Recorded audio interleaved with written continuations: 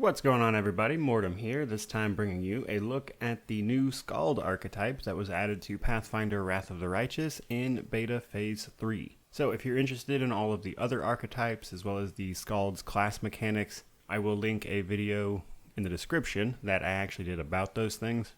So if you're curious about everything else the Skald gets, that would be your answer right down there. But in this video, all we're covering is the new archetype, and that archetype is the Battle Singer. So the Battle Singer is pretty straightforward, but still pretty cool. So at level 3, 9, and 15, we are going to lose the Rage Power selection that we would normally get. So Skalds are a combination of Barbarian and Bard, class mechanics-wise. So they actually get an Inspired Rage ability, which is simultaneously the Barbarian's Rage as well as the Bard's Inspire, or their song, if you will. Now, every few levels, you actually normally get to pick Rage powers that then affect your Inspired Rage as a Skald. However, again, we're losing 3 of those choices as a Battle Singer. Now, what they get replaced with is Battle Song, first, second, and third verse.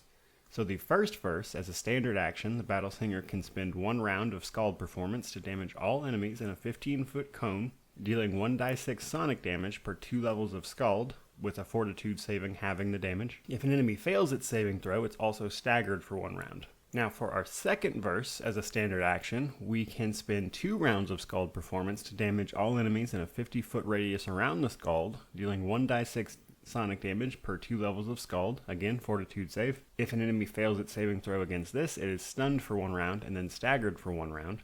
If you cast second verse within 2 rounds of first verse, it costs only 1 round of Skald performance and it's empowered. And then we pick up final verse. So as a standard action, we can spend 2 rounds of Skald performance to damage 1 enemy, dealing 1d8 sonic damage per level of Skald. If the enemy fails its saving throw, it's stunned for 1 round, staggered for 1d4 plus 1 rounds.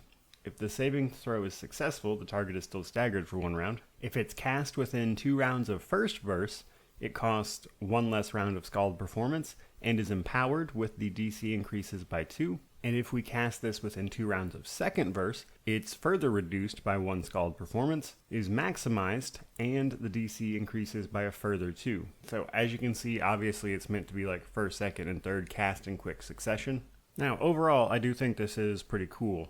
The only thing is this would require a lot of interaction on your part. I think it would be hard to set up this to happen automatically, and it would require you, the player, actually personally managing casting these pretty regularly to get the full benefit out of them. So if you wanted to use one of these in your party, I would caution you against, being aware that you're going to have to actually manually cast these in succession a lot. But other than that, I think it's pretty cool. So with that out of the way, guys, there you go. There's the new Skald archetype for Beta Phase 3. If you enjoyed the video, please remember to like, comment, subscribe, all that YouTube jazz. But regardless of any of that, truly, just thank you so much for watching.